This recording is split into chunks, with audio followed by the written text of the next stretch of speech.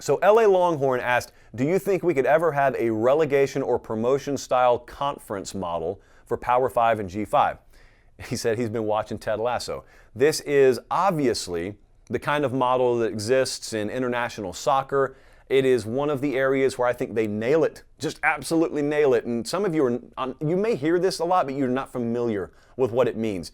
All it means is, aside from playing for a championship, and aside from coaches coaching to have certain escalators hit in their contract, there's something else on the line. And what's on the line is, if you're bad enough, you get demoted. Your team, or in this case, I guess your program, you would get demoted down to a lesser level of competition, a lower caliber level of competition. Conversely, if you're so good in that lower level, you get promoted up to the big leagues. So here's what I think that would look like.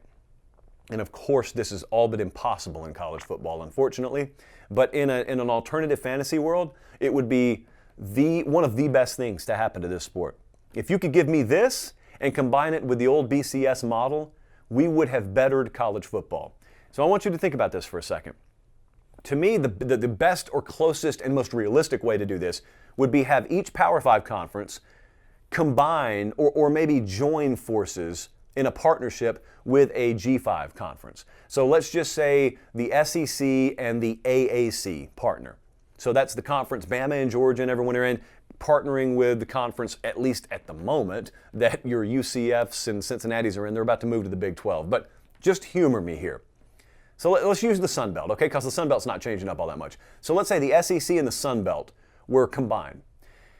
And let's say that we understood, if you finish last place in the SEC for the 2023 season, you are dropping to the Sun Belt. And if you finish first place in the Sun Belt, you are jumping up to the SEC. And so Vanderbilt may go down and Louisiana Lafayette may go up.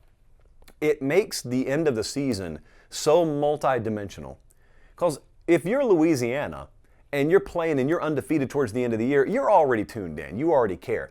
But think about what this would do on games that otherwise you're being told are meaningless. Think about how much drama and intrigue and ramification there would all of a sudden be in Tennessee versus Vanderbilt late in the year. Imagine being Tennessee and let's say you're, 7-4, 7-5 towards the end of the year. And so it's kind of been a disappointing season for you, but you got Vandy at the end of the year, and Vandy is sitting there and they got 2 wins, and they're on the precipice of finishing last in the SEC, and they know if they lose to you, they're gone. They're out of the SEC. Imagine what that game would feel like.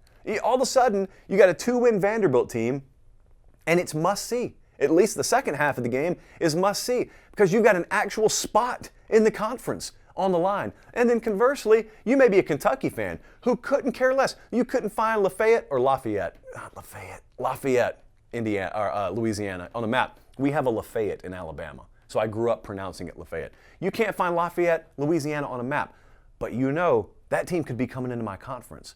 I got to watch this game. That would be very fun. If I could take those two concepts, if I could combine promotion and relegation, and I could also get the BCS back, I would have greatly enhanced the regular season. If I could go back to where people did not tie every bit of meaning on a regular season game to whether it was impacting the playoff picture or not, and then I could also have promotion and relegation consequences riding on some of those regular season games, that would be great. I would love that. For so many reasons, we'll never get it.